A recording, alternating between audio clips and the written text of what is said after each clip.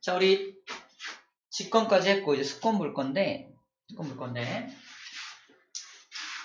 자, 수권은 이제 물을 말하죠. 지구상에 존재하는 물. 자, 이거 표를 먼저 기억해야 합니다. 자, 지구상에 존재하는 모든 물을 상상해봐. 제일 많은 게 뭐다? 바닷물. 그죠? 바닷물을 해수라고 해. 생각보다 많아요. 몇 프로야? 97.2%가 다 바닷물이다. 지구에 존재하는 물 중에 대부분이 다 바닷물이야. 우리 바닷물 이용하나요? 수영할 때 말고 먹을 수 없죠. 이용하지는 못한다고 봐야 돼. 그럼 우리가 이용하는 물은 어디 있을까? 지하수, 강, 호수물입니다. 자, 바닷물을 제외한 나머지 물을 육수라 그래? 육수 하면 되게 웃던데? 여러분이 생각하는 그 육수 아니야? 고기 국물 아니고요. 그래서 육지에 있는 물, 육수를 말해요. 육수의 퍼센트가 2.8%밖에 안 되겠죠. 이렇게 따지면. 근데 그 육수의 또 대부분이 뭐다? 빙하예요, 빙하. 여러분, 빙하 본 적 있나요? 북극 가본 적 있어? 그 빙하가 차지하는 게 무려 2.15%야. 우리가 빙하를 이용해서 살진 않죠. 그러니까 우리가 이용할 수 있는 건 여기서 이것 뺀 나머지 얘랑 얘밖에 없다니까. 그나마 지하수를 끌어 쓰는 건 시골에서만 쓰고 우리는 지하수 안 써요. 강과 호수물 끌어다가 정수에서 수돗물로 공급받고 있는 거지. 우리가 쓰는 건 이겁니다. 0.03% 이용하는 거야. 지구에 있는 모든 물 중에 우리가 쓰는 건 0.03%의 물을 갖다가 돌려 쓰고 있는 거예요. 그러니까 물 부족 국가라고 부를 수밖에 없는 거야. 지구상에서는 우리가 사용할 수 있는 물의 양은 1%도 채 되지가 않습니다. 합쳐봤죠. 지하수를 쓴다 쳐도 1%가 채 안 돼요. 보이나요? 0.65%. 0.65%만 우리가 쓰고 있다는 거야. 자, 그러니까 우리 지구에는 항상 물이 부족할 수밖에 없고 또 인근 어떤 국가에서는 물이 부족해서 죽는 사람들도 있는 겁니다. 근데 이렇게 쓸 수 있는 물이 부족해요. 그래서 우리가 개발하는 기술이 뭐야? 우리 신소재 때 배웠죠? 신소재 때 해수를 육수로 만들 수 있는 기술. 그죠? 우리 뭐죠? 탄소 나노튜브 또는 그래핀을 이용해서 이 필터를 만든다며 그런 걸 만들어서 빨리 이 해수를 자연스럽게 사용할 수 있는 그날이 빨리 와야 됩니다. 이미 우리나라는 기술이 있긴 한데 굉장히 돈이 많이 들어요. 돈이 많이 들어서 돈이 많이 들지 않고도 육수로 만들 수 있는 그런 날이 오면은 우리가 이용할 수 있는 물은 훨씬 더 많아지겠네요. 이 정도 비율적인 부분들 잘 기억해야 됩니다. 자, 시험 문제로 나와요. 자, 그 다음 수권. 자, 두 번째는 이거예요. 지표면의 70% 체크. 이건 뭐냐면 70% 아까 97.2%는 지구에 있는 물 중에서 바닷물이 차지하는 질량비를 말하는 건데 여기 70%는 뭐다? 표면적이에요. 표면적. 다시 말해서 지구본을 보면은 파란색 물 부분이 훨씬 더 많다는 거예요. 몇 프로? 70%. 나머지 30%만 육지 부분을 차지하고 있다는 겁니다. 오케이? 그래서 표면적 측면에서 70%를 차지한다라고 말하고 있는 거야. 왜 97.2가 아니죠? 이러면 안 돼. 둘이 물어보는 게 다른 겁니다. 그 다음에 육수에는 빙하가 제일 많다는 말도 정리되어 있어요. 그 다음 우리가 주목할 게 바로 이 표입니다. 이 표를 좀 자세히 볼게요. 봐봐. 이 표가 뭐냐면요. 자, 바다에도 태양이 비추면 태양 에너지가 바닷물 표면을 막 뜨겁게 달구고 있는 장면을 상상해봐. 바닷물 표면이 뜨거워지겠죠? 근데 이 태양 에너지는 깊이는 들어갈 수 있어, 없어? 못 들어가거든. 그러니까 저 깊은 바다에는 태양 에너지가 많이 못 들어가. 그래서 완전 깊은 바다는 깜깜하잖아. 왜? 태양 에너지가 못 들어와. 밤이라 그런 게 아니라 낮임에도 불구하고 태양 에너지가 안으로 못 들어오니까 그렇거든요. 그러면 내려갈수록 점점 바닷물의 온도는 차가워지겠네요. 맞죠? 그렇다면 맨 위에가 제일 뜨거워. 15도라 치자. 내려갈수록 온도가 떨어져야 되니까 쭉 이렇게 떨어져야죠. 그죠? 원래는. 그러면 온도가 떨어지다가 4도가 되면 가장 무거운 물이 됩니다. 4도. 그래서 심해층의 바닷물의 온도 따라 올라가 봐. 몇 도야? 여기가 4도다. 4도씨. 4도씨 물이 또 포인트야. 자, 이게 이해가 될지 모르겠는데 물분자들을 이렇게 모아놓고 온도를 떨어뜨려요. 온도를 떨어뜨리면 5도씨, 4도씨, 6도씨에서 쭉 떨어지는 중이라면 6도짜리 물은 분자 간의 거리가 굉장히 멀어요. 그런데 온도를 떨어뜨리면 분자 간의 거리가 좁아지겠죠. 그래서 4도짜리 물이 되면은 가장 좁아져. 다른 말로 밀도가 가장 커집니다. 다른 말로 가장 무겁다라고 표현할 수 있어요. 무겁다. 쌤, 그리고 3도가 되면 3도씨가 되면 더 무거워지는 거 아니에요? 더 가까워질 거 아니에요? 안 그래. 3도가 되면 이 물분자가 이렇게 얼음을 만들 준비를 하기 시작해요. 얼음이 육각형 구조인 거 알죠? 육각형의 구조를 만들어 가기 때문에 팅팅 결합되는 이런 구조가 형성되면서 오히려 부피가 커집니다. 뭔 소리야? 가벼워져요. 3도짜리 물은 위로 올라가 버려. 2도짜리 물은 위로 올라가. 0도가 맨 위에 0도가 형성이 돼서 그래서 얼음이 위에서부터 얼기 시작하는 거야. 이 구조 때문에. 다시 말해서 제일 무거운 물이 몇 도다? 4도짜리 물이 가장 무겁다라는 말을 하고 있는 겁니다. 이해됩니까? 그래서 저 깊은 심해 바닷물이 몇 도야 그러면? 영하 아닐까? 영하 온도 아닐까? 너무 춥던데요. 4도야 4도. 저 마리아나 해구 더 깊은 바다는 몇 도일까? 4도예요. 제일 무거운 게 4도짜리 물이니까. 오케이? 그래서 4도짜리 물에서만 잘 버티고 살아갈 수 있으면 심해 바다 생명체들이 살 수 있는 겁니다. 압력을 견뎌야 하니까 몸의 형태가 납작한 형태를 유지하고 있죠. 그래서 심해 바닷물의 생명체의 특징이 바로 그거예요. 온도는 4도만 견디면 돼. 4도만 견디면 됩니다. 자, 두 번째 특징. 그러면 온도가 내려갈수록 점점 떨어져야 되는데 실제 그래프는 여기가 일정하죠. 여기 일정. 무려 얘가 300m거든. 무려 300m까지 온도가 일정한 그래프를 보여줍니다. 이유가 뭘까? 바람 때문에 그래. 바람 때문에 여기 물이 막 섞입니다. 그러면 위에가 뜨겁고 아래가 차가워야 되는데 이만큼이 섞여버리면 다 미지근해지는 거지. 그죠? 그래서 한동안 온도가 일정한 층이 형성이 돼. 그래서 이름이 바람 때문에 혼합된다. 그래서 이름이 뭐야? 혼합층이라고 불러주는 겁니다. 그럼 혼합층의 두께를 결정하는 건 바람의 세기가 되겠죠. 바람이 약하면 혼합층이 얇아. 근데 바람이 엄청 세면 혼합층이 두꺼워지겠네요. 여기서 문제. 우리나라에 해당하는 중위도 지역과 저기 열대지방, 저위도 중에 어디가 더 바람이 많이 불까요? 우리나라입니다. 열대지방은 되게 뜨겁고 무덥고 바람 안 부는 장면을 상상해야 돼. 바람이 살랑살랑 불어요. 우리는 훅 불잖아. 약간 그런 거. 그래서 우리나라 쪽 중위도 지방이 오히려 이 혼합층의 두께가 훨씬 두꺼워요. 저위도 지방은 뒤따 얇아요. 오케이? 그거 기억해주면 됩니다. 자, 그 다음에 펼쳐지는 층이 이제는 바람의 영향을 받지 않는 층부터 온도가 쭉 떨어지겠죠? 이걸 수온약층이라 그래. 쌤은 이렇게 암기합니다. 수온이 바닷물의 온도가 점점 약해지는 층, 수온약층이 돼요. 이 수온약층은 그래서 특징이 두 가지가 있는데 첫 번째는 아래쪽 물이 어때요? 차가워요. 위에 물이 뜨겁죠. 그죠?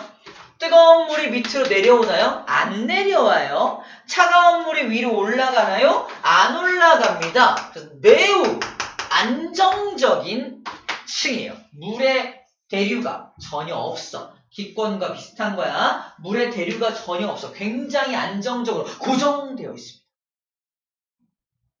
그러면 이거 고정되어 있으면 아래쪽과 위쪽에 무엇도 교환이 안 돼.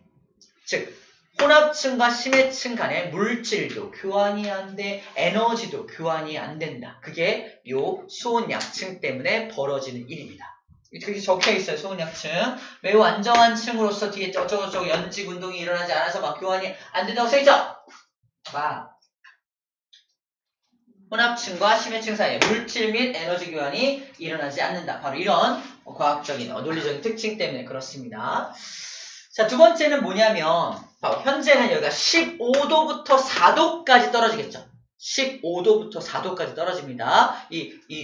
수온 약층의 온도 분포를 잘 봐봐. 자, 이거 본 다음에 비교를 좀 해줄게요. 비교하는 그래프는 왼쪽이에요. 오른쪽에 나와 있네요. 이해를 보세요. 똑같은 그래프인데 이제 위도별로 정리해 놓은 표야. 아까 얘기했던 겁니다. 요 보라색이 저위도, 파란색이 중위도, 빨간색은 고위도인데 고위도 먼저 할게. 고위도는 저 되게 추운 지역이잖아. 그러니까 처음부터 저 위에 지표 층부터 맨 위에 있는 표층 바닷물부터 아래쪽 바닷물까지 전부 4도예요. 그래서 빨간색 찌 그래놨죠. 전부 무거운 물로만 채워져 있는 게 고위도 지방이에요. 층상 구조가 나타나지 않는다라고 표현합니다. 고위도는 층상 구조 따위 없어. 바닷물을 딱 짜놨을 때 온도가 다 똑같아요. 그래서 층상 구조가 없다고 표현하는데 나머지는 층상 구조가 있습니다. 여기 보니까 혼합층이 엄청 두꺼워요. 혼합층이 엄청 얇은 거 보이나요? 혼합층이 얇으니까 얘가 저위도겠네. 얘가 중위도가 되겠네요. 맞죠? 중위도가 파란색. 맞죠? 중위도 파란색 두꺼운 거. 저위도가 보라색이 되겠네요. 그죠? 혼합층이 왜 두께 차이가 나는지 아까 바람의 세기 가지고 설명했습니다. 그 다음이 이거야. 자, 중위도 지방은 혼합층이 두껍지만 온도가 16도에서 시작한다면 어디까지 떨어져요? 4도까지 떨어지겠죠. 그래서 저 중위도의 온도 분포는 중위도에 있는 수온 약층의 온도 범위는 4도에서 16도까지입니다. 맞나요? 하지만 저위도의 온도 범위는 어때요? 몇 도까지 올라가? 24도라고 쳐봅시다. 24도부터 4도까지 떨어지죠. 그래서 온도 분포가 4도씨부터 24도씨까지야. 어디가 더 스펙트럼, 온도 범위가 넓어요? 저위도가 훨씬 넓죠. 문제입니다. 수온 약층이 어디가 더 잘 발달되어 있어요? 라고요. 발달? 어디가 발달되어 있어? 이 범위가 넓을수록 잘 발달되어 있다라고 표현합니다. 그래서 얘가 잘 발달되어 있는 거야. 저위도 지역이 더 잘 발달되어 있네요 라고 표현하는 겁니다. 표현법 배우는 겁니다. 발달이라는 표현이, 많이 발달되어 있다는 표현이 이 범위가 넓을 때 발달되어 있다라고 표현을 하게 됩니다. 자, 이 정도 정리해주면 됩니다.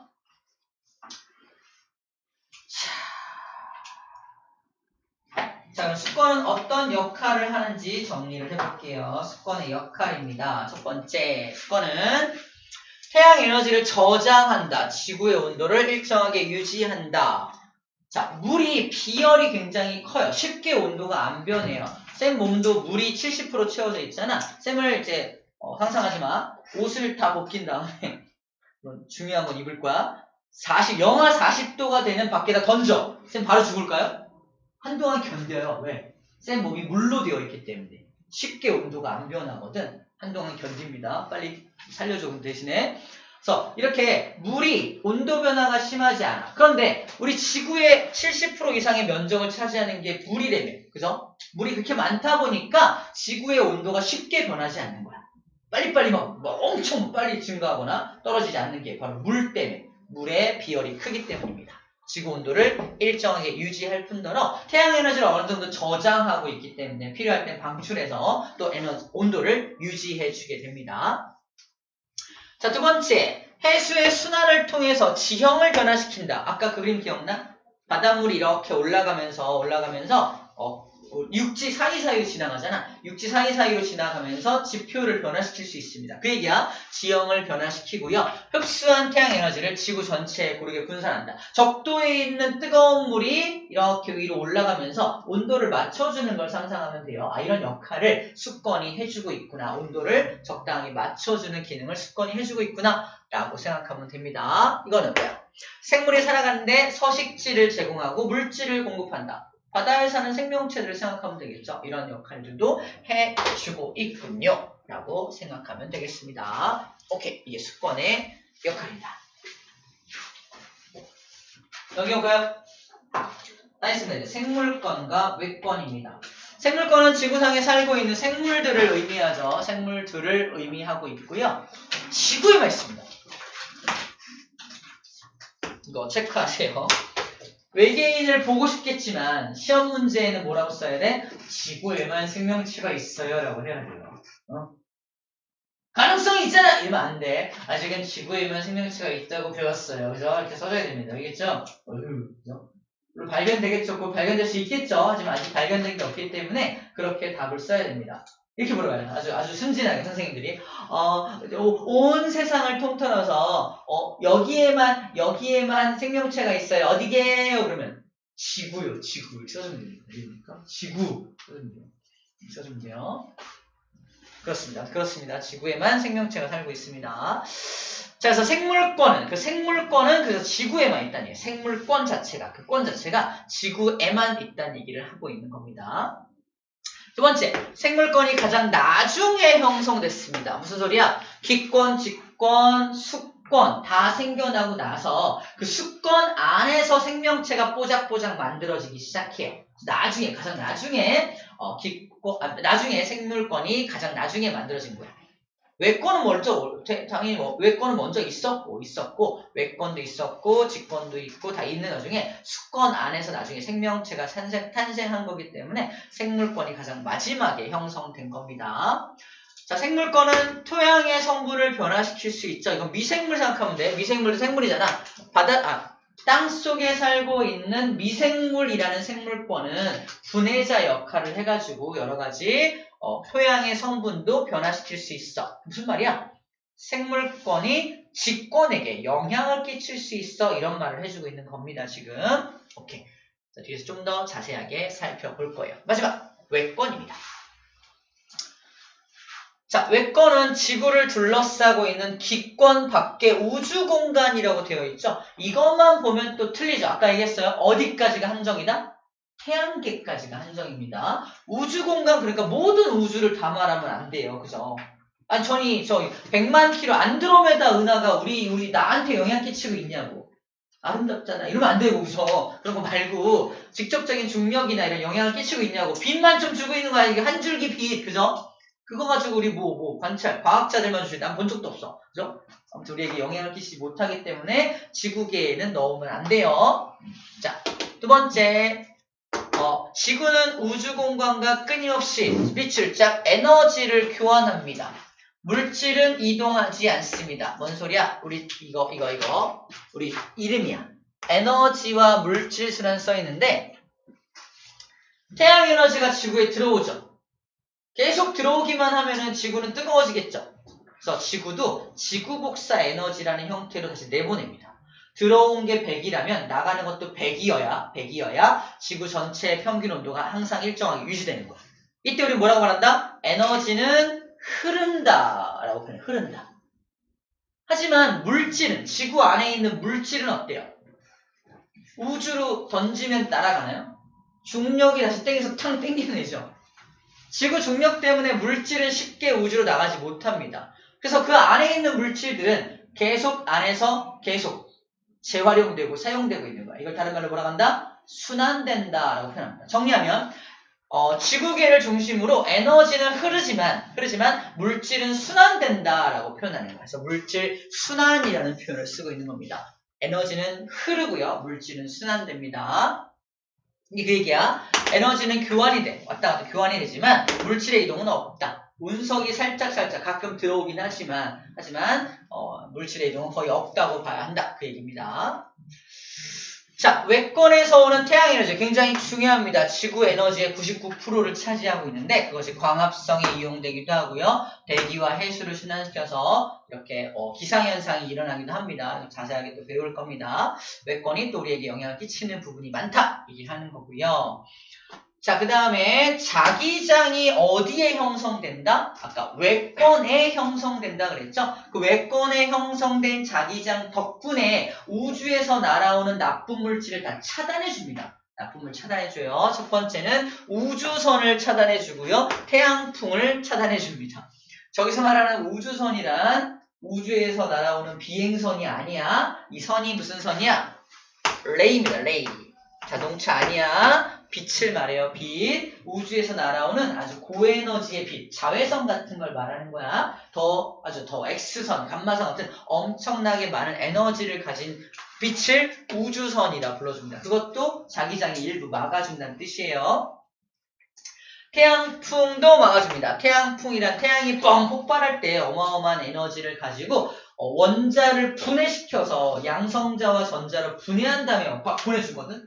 이게 분해된 녀석은 에너지가 엄청 많아가지고 우리 지구에 직접적으로 도달하면은 생명체를 죽일 수도 있습니다. 그걸 태양풍이라 그래. 근데 자기장이 다행히 그걸 막아주고 있다는 얘기를 하는 겁니다.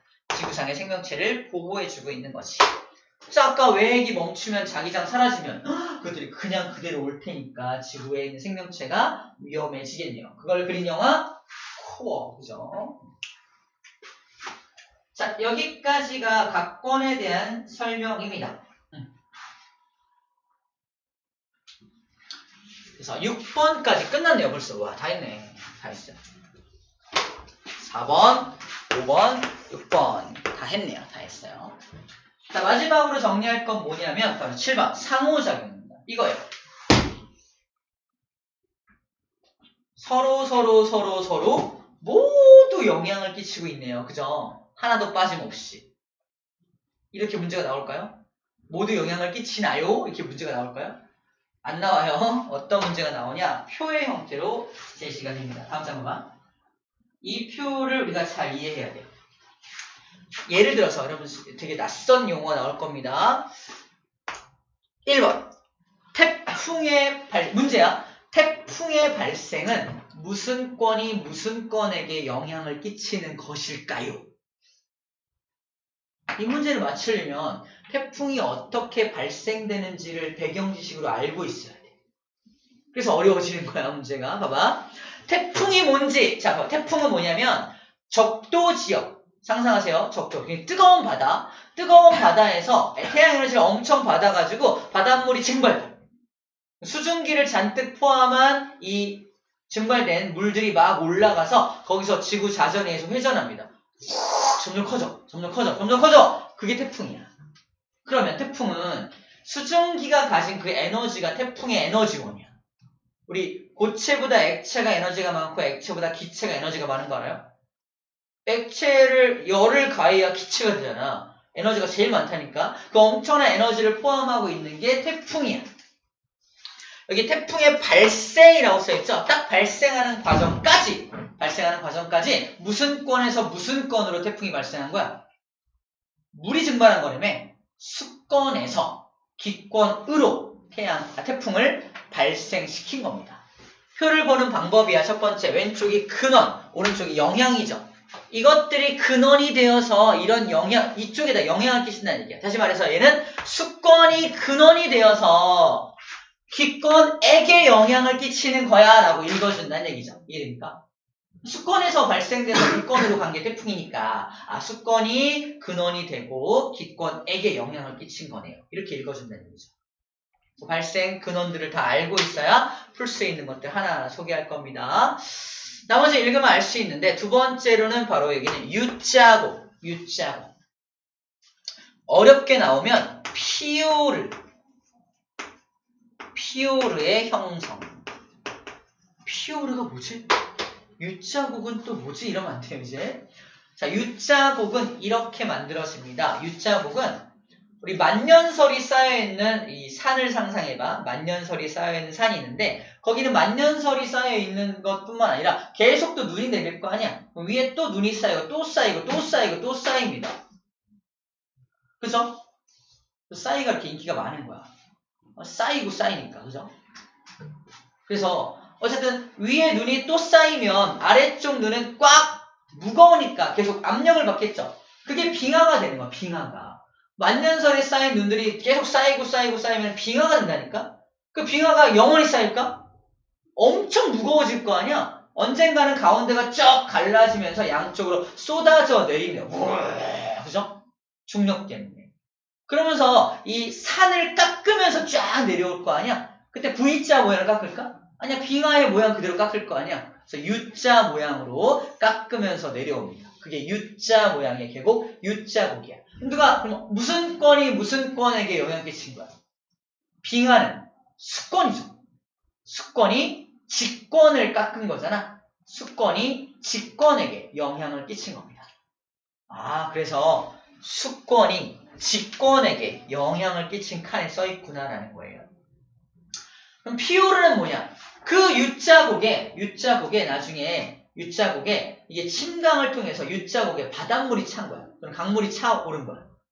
그 아름다운 U자국에 바닷물이 쫙 차 있어서 우리 노르웨이나 이런 데 가면은 굉장히 아름다운 피오르가 쫙 있습니다. 거기 막 관광지로 되게 유명한데 죽기 전에 한 번쯤은 가봐야 될 명소로 이제 우리나라에 전 세계적으로 한 7군데 정도 명소가 있어요. 그래서 피오르 또는 U자국을 치면은 아마도 아름다운 관광지들이 소개가 됩니다. 엄청 아름다워요. 빙하가 이렇게 내려오면서 옆을 쫙 긁으면서 내려왔을 거 아니야? 그 긁힌 자국도 아름답고요. 어떻게 아름다울 수 있지? 그 다음에 지층이 다 이렇게 깎였으니까 안에 지층이 형성된 그 지층이 다 보여. 쫙 보여. 무지개떡 같은 지층 구조가 쫙 보이면서 우리 유람선을 타고 가면서 그 모든 것들을 관찰할 수 있습니다. 자, 이런 것들 다 피오르도 다 U자국과 관련된 거예요. 자, 세 번째. 지진 해일의 발생. 지진 해일이 발생되는 건 무슨 건이 무슨 건에게 영향을 끼치는 거냐 물어본다는 거야. 일단 지진 해일이 왜 발생되는지 알겠죠? 지진이 뭐야? 땅이 떨리는 거죠. 땅이 왜 떨리죠? 두 가지 이유가 있습니다. 첫 번째, 화산이 꽝 폭발할 때 땅이 떨릴 수 있어요. 그죠? 두 번째, 어떨 때 땅이 떨리냐? 봐봐. 지층이 이렇게 평평하게 있는데 양쪽에서 힘을 받아. 지층이 어떻게 될까? 지층이 휘어지겠죠. 지층이 휘어지다가 땅! 끊어져요. 끊어지는 걸 단층이라고 해요. 휘어지는 건 습곡이라고 해요. 습곡이 심화돼서 단층이 생기면 이 떨림이 발생합니다. 우리 플라스틱 자 있죠? 30cm 이거를 계속 눌러 언젠가 빵 끊어지죠. 끊어질 때 손에 전달되어 오는 떨림을 상상하면 돼요. 그 떨림이 발생됩니다. 그 떨림이 만약에 이 지층이 바닷속에 있는 지층이 이렇게 땅 끊어진 거라면 그 떨림이 어디로 전달되겠어? 바닷물에게 전달되겠죠. 바닷물이 20m 이상 솟아올라. 솟아오른 바닷물이 해안가 마을을 덮치는 거야. 그게 지진 해일입니다. 해일. 그러면 어느 건이 어느 건에게 영향을 끼친 거야? 직권이 수권에게 영향을 끼친 게 지진 해일이라는 거예요. 이러니까. 그래서 직권이 근원이고 수권에게 영향을 끼치는 칸에 정리가 되어 있는 겁니다. 이런 거 찾아주면 됩니다. 끝판왕 엘니뇨. 엘니뇨는 무슨 건이 무슨 건에게 영향을 끼친 것이냐. 엘니뇨 아직 안 배웠죠. 엘니뇨는 이제 곧 배우겠지만 봐봐. 이런 게 있어.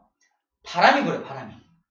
적도 지역에 바람이 부는데 적도 지역의 바람이 항상 동쪽에서 서쪽으로 붑니다. 이렇게 불어요. 그러면 바닷물도 같이 움직이겠죠. 바람이 부는 대로 바닷물이 움직이거든. 근데 적도 지역에 있는 바닷물이기 때문에 되게 뜨겁단 말이야. 뜨거운 바닷물이 자꾸 서쪽으로 막 가. 그래서 서쪽 지역이 그 뜨거운 바닷물의 영향 때문에 뜨거운 바닷물 때문에 공기도 뜨거워지니까 공기 상승하고 구름 만들어서 비 내려. 저쪽 지역에 비가 엄청 많이 와요. 이쪽 지역은 바닷물이 다 가버리니까 바닷물을 채우기 위해서 밑에 있는 차가운 4도짜리 물이 올라와. 추워 이 지역은. 이 지역은 추워. 이 지역이 바로 남아메리카 지역이고 저쪽이 인도네시아 지역이야. 그래서 인도네시아가 우기가 많은 이유가 이런 이유 때문이라니까. 비가 엄청 내려요. 그 지역은 맨날 홍수에 대비해서 막 비 피해를 안 입으려고 그렇게 막 대비를 하고 있고 거기 맞춰서 농사를 짓고 있고 막 그러고 있단 말이야. 이 지역은 비가 원래 안 와. 홍수 대비할 필요 있어 없어? 없어. 그죠? 그리고 건조한 기후를 이용해서 지을 수 있는 커피 농사 같은 거 이런 거 짓고 사는 거야. 그런데 이상한 일이 벌어져. 기후변화 때문에 이 바람, 항상 부는 바람이 불었던 바람이 약해져. 바람이 약해져. 바람이 약해지면 어떤 일이 생길까? 바람이 약해지면 바닷물이 안 흘러. 뜨거운 바다가 안 흘러. 뜨거운 바닷물이 안 흐르면 여기가 그냥 뜨겁죠? 여기서 상승기를 발생하고 여기 비가 막 내리기 시작. 와 내려. 뭐야 왜 비가 가만히 이렇게 많이 와? 홍수 나고 난리 나고 뭐 커피 농장 다 황폐화되고 막 이래요. 그래서 바람이 안 분다는 이유로 이래요. 이 지역은 어때? 이 지역은 바닷물이 안 밀려와. 추워. 그죠? 비도 안 와. 농사 다 망하고, 그죠? 가뭄, 건조, 산불 막 나고 난리가 나는 거야. 바람이 안 분다는 이유로. 이해됩니까? 그 현상을 엘니뇨라 그래. 엘니뇨. 스페인어로 엘니뇨가 엘이 남자아이, 리뇨가 온다. 12월 24일 날쯤에 벌어지는 일이 이랬대요. 12월 24일이 무슨 날이야? 크리스마스 이브. 다음날 누가 와? 25일이 우리 왜 쉬어요? 25일 날. 크리스마스 날이잖아. 크리스마스가 무슨 날이야? 몰라? 뭐 예수님이 탄생하신 날이라며. 그죠? 그래서 쉬는 거 아니야 우리? 몰랐나? 왜 그냥 알았어. 아무튼 그래서 엘니뇨라는 말이 예수님 때문이라는 게 아니야. 때문이라는 게 아니라 그 스페인에 있는 어부들이 왜 오늘 이런 일이 벌어지지? 아 내일 크리스마스잖아. 여기서 기원된 말이라는 거야. 이해됩니까? 그냥 기원이야 기원. 이 말의 기원이야. 그래서 남자아이가 오기 때문에 그래 이런 일이 현상이 벌어지는 거야. 이런 식으로 말의 기원이 그렇게 발생됐다는 겁니다. 자 엘니뇨가 뭐다? 이렇게 바람이 약해지는 거야. 그냥 암기법인데 예수님이 오셔서 바람아 잠잠해져라 라는 장면을 상상하면 어떨까 싶어요. 물론 종교적인 것과 전혀 무관합니다. 그냥 암기법이야. 어쨌든 이 바람이 약해지는 현상이야. 바람이 약해지니까 물이 안 흘러서 이런 일이 벌어지죠. 그래서 어떻게 정리되어 있어? 기권이 수권에게 영향 끼친다. 바람이 약해지니까 물이 안 흐른 거잖아. 기권이 수권에게 영향을 끼쳐서 벌어지는 일들입니다. 이해됩니까? 좀 어려워요. 그래서 엘니뇨, 기권이 수권에게 이게 딱 떠오르려면 이 모든 배경을 다 알고 있어야 돼요. 그래서 어려울 수 있습니다. 이게 뭐지? 처음 보는 단어가 있으면 맞출 수가 없다는 얘기야. 그죠? 엘니뇨? 어렵네, 이런 거. 자, 다 했고요. 혹시 모를까봐 버섯바위 하나만 더 설명할게요. 5번입니다. 버섯바위. 버섯바위가 어떻게 생긴지 알아요? 아래 바위인데, 이만한 바위인데 바람이 부는데 사막이야. 사막에 바람이 부는데 사막에 부는 바람은 모래바람이거든. 모래바람은 뭐가 포함되어 있을까? 모래가 포함되어 있겠죠. 그죠? 오늘 공부하지 말까? 모래 공부할까? 미안해. 아무튼 모래바람이 부는데 모래는 무겁잖아. 무거우니까 바람이 이만하다면 모래가 포함된 곳은 이 아래 지역만 모래가 포함돼서 이렇게 바람이 불어요. 확 불립니다. 여러분들 앉아있고 난 서있잖아. 모래바람이 불면 나는 모래바람의 영향을 안 받아. 네가 다 받는 거지. 이런 거여서 바위가 있으면 바위의 아래쪽만 모래가 바다다닥 때려. 그럼 깎이는 거야. 아래만. 위에는 안 깎이고 아래가 깎여. 그럼 바위가 어떻게 됐어? 아래만 빡빡빡 깎여가지고 조그매지겠죠. 위엔 남아있고. 그래서 버섯 모양의 바위가 만들어져요. 그럼 버섯 바위가 만들어지는 건 누가 누구에게 영향 끼친 것이냐? 바람 때문이죠. 기권이 직권에게 영향을 끼친 겁니다. 기권이 직권에게 영향을 끼친 칸에 적혀 있잖아. 자, 이렇게 어떤 샘플을 주고 이게 무슨 권이 무슨 권에게 영향을 준 것이냐 이걸 찾는 게 우리가 해야 될 일이라는 거야. 그죠? 선생님이 양이 많다는 게 이런 거 이런 하나하나 배경을 모르면 풀 수 없는 문제들이야. 그죠? 좋아요. 나머지는 읽어서 풀면 될 것 같습니다. 끝이 아닙니다. 마지막 하나가 더 있어요. 49분이네. 이렇다니까. 자, 이건 뭐냐면 생명 유지에 기여하는 원리인데 기권이 우리 생명 유지에 어떤 역할, 어떤 중요한 역할을 해주고 있을까? 다 알고 있는 내용 말고 다른 내용이 또 나와 있어요. 봐봐. 오존층 때문에 생명을 보호하고 있다는 거 우리는 알고 있죠. 이건 알고 있는 내용이야. 알고 있는 내용이고요. 자, 강수현상, 비가 오는 현상을 통해서 물을 공급한다. 이거 좋은 역할이죠. 생명 유지에 기여하고 있는 겁니다. 그다음 우주에서 날아오는 유성체를 차단해서 생명체 보호하고 있죠. 오케이, 여기까지는 우리가 알고 있는 내용입니다. 직권이 생명 유지에 어떤 역할을 하느냐. 아까 그렸던 그림 썼네요. 약간 어려울 수 있는데 아까 이렇게 붙어있던 대륙이 이렇게 떨어졌잖아. 떨어지면서 벌어지는 일인데 봐봐. 이렇게 붙어있는 경우에는 여기하고 여기만 따뜻하다 그랬잖아. 그죠? 근데 여기가 떨어지는 순간 여기가 다 따뜻한 물이 흐르면서 기후가 변하죠. 봐봐. 생명이 살고 있는데 항상 여긴 추워. 항상 추운 지역이니까 항상 추우니까 그냥 추운 것에 적응해서 진화하며 살아가면 되겠죠. 근데 이렇게 직권이 변하면서 여기 지역이 갑자기 따뜻해졌어. 나 어떻게 해야 돼? 내 몸을 또 변화시켜야 돼. 거기 맞춰서. 다시 말해서 무슨 말이야? 생물이 다른 방향으로 진화하게 도와준 게 이 직권의 변화 때문이라니까. 자, 그 내용이야. 봐봐. 다시 읽어볼게.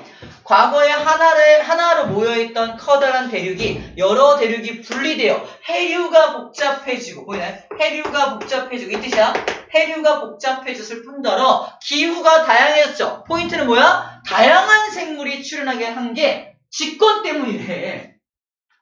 직권 때문에 다양한 생물이 출현했다는 말을 하는 겁니다. 야, 직권의 변화가 다양한 생물을 만들었지? 직권의 변화가 다양한 생물을 왜 만들었지? 이러면 안 되고, 직권의 변화가 이런 기후변화를 일으켜서 생물이 여러 환경에 적응하게 살도록 만들었기 때문에 그 환경의 변화가 자체가 생물이 거기에 맞춰서 진화한 거니까 다양한 생물이 출현할 수 있게 된 게 맞습니다. 그래서 이렇게 연결된 게 많아요. 그래서 그럴 수 있겠네라고 이해해주면 됩니다. 오케이. 자, 수권은 세상에 어떤 역할을 하냐? 수권이 생명체, 생명 유지에 어떤 기여를 하느냐? 과도한 온실 효과를 방지해주는 역할을 합니다. 무슨 말이냐면은 온실기체가 이산화탄소잖아. 수권이 있어서 이산화탄소가 발생이 되면은 바닷속에 먼저 녹아 들어가. 그래서 공기 중에 이산화탄소가 많이 없는 거야. 만약에 바다가 없었다면 이산화탄소가 공기 중에 훨씬 더 많았겠지. 지구온난화가 훨씬 심해서 지금보다 훨씬 뜨거울 거예요. 바다 덕분에 그나마 지구온난화가 좀 덜하다는 얘기입니다. 그 얘기예요. 생명체 유지에 기여를. 그렇게 기여하고 있다는 뜻입니다. 생물권은 생물권에게 어떤 기여를 하고 있냐? 광합성이라는 식물이라는 생물이 광합성을 통해서 산소를 내보내줌으로 해서 우리가 살 수 있잖아. 그런 기여를 하고 있다는 뜻입니다. 마지막 외권. 외권은 생물에게 어떤 기여를 하고 있냐? 우리 알고 있어요. 유성체도 차단해주죠. 그건 기권이구나. 쏘리. 빼자. 외권. 외권에서 자기장 있죠. 자기장. 지구 자기장 때문에 우주선이나 태양풍을 막아준다 했죠. 그 얘기를 또 한 번 해주고 있고요. 그것 때문에 생명체가 잘 살고 있다는 얘기고요. 두 번째는 태양과의 거리가 적당해서 생명체가 살기에 알맞은 온도를 유지하게 한다. 자, 이 외권은 뭐냐? 자, 지구가 있고요. 외권에 태양이 있어요. 태양과 지구 사이의 거리가 너무 가까우면 지구에 있는 모든 물이 증발합니다. 뜨거운 건 둘째치고 모든 물이 증발하면 생명체가 진화할 수가 없어. 생명체가 탄생할 수가 없습니다. 반면에 태양과 지구 사이의 거리가 좀만 멀었다면 지구상의 모든 물은 다 얼어 있어요. 거기 생명체가 탄생할 수가 없겠네요. 적당한 거리에 있어서 액체 상태의 물이 있을 수 있었고 액체 상태의 물에서 생명체가 탄생할 수 있었다는 겁니다. 이 적당한 거리도 외권과 우리와의 관계죠. 그래서 외권에 있는 이 태양과의 적당한 거리 때문에 생명체가 유지되고 탄생할 수 있었다. 그 얘기하고 있는 겁니다. 내용이 좀 많았습니다. 자, 오늘은 문제풀이는 여러분들께 맡길게요. 우리 B파트까지 했고요. 142쪽의 개념 확인 문제를 비롯하여 B파트에 해당하는 문제까지만 좀 풀어와주면 될 것 같습니다. 아시겠죠? 고생 많았고 우리 이제 계약하고 봅시다. 이 당부 안 했나요? 계약했을 때 우리 어떻게 해야 되죠? 안 했나? 잘 들어. 계약하면 과학 선생님이 2명이 들어와요. A파트 선생님, B파트 선생님 들어옵니다. 한 분은 앞에서부터 진도를 쫙 나가실 거야. 당연히 앞에서부터 나가지. 두 번째 분이 들어오셔서는 자, 200페이지 펴라. 네? 200페이지부터 시작하신대. 왜지? 나 물리 선생님이야, 얘들아. 몰랐냐? 물리 파트부터 할 거야. 이렇게 되는 거야. 시험 범위가 정해진 겁니다. 여기서부터 하고 얘는 여기서부터 하고 그죠? 이해간다. 아무튼 선생님 이게 이렇게 되는 거야. 그거를 먼저 파악해 와야 돼. 우리 학교는 이렇게 나가요. 이거 파악해 와야 되고요. 두 번째, 쌤한테 한번 강의를 들었으니까 여러분들은 내용을 어느 정도 알잖아. 내용을 아니까 학교 수업에서 똑같은 말 합니다. 뭐 어떻게 해야 돼? 자야 돼? 알아. 또 설명 되게 못하네.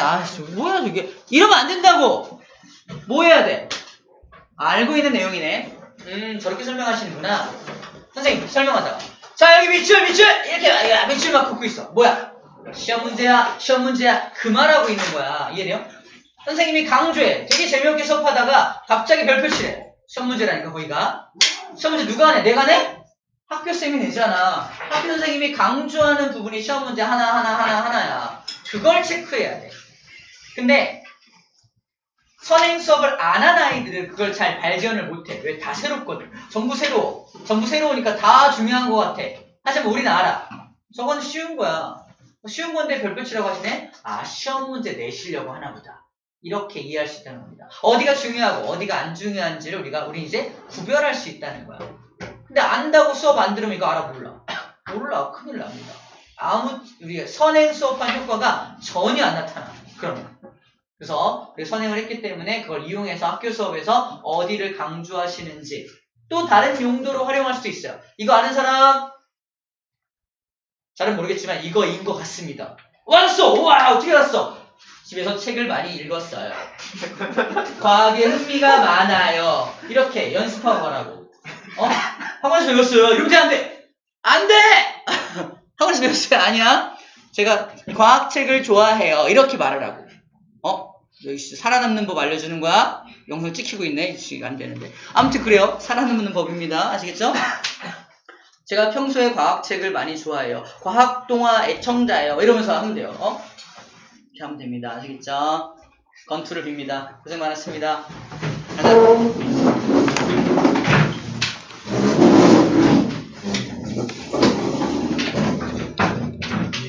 고생했어요.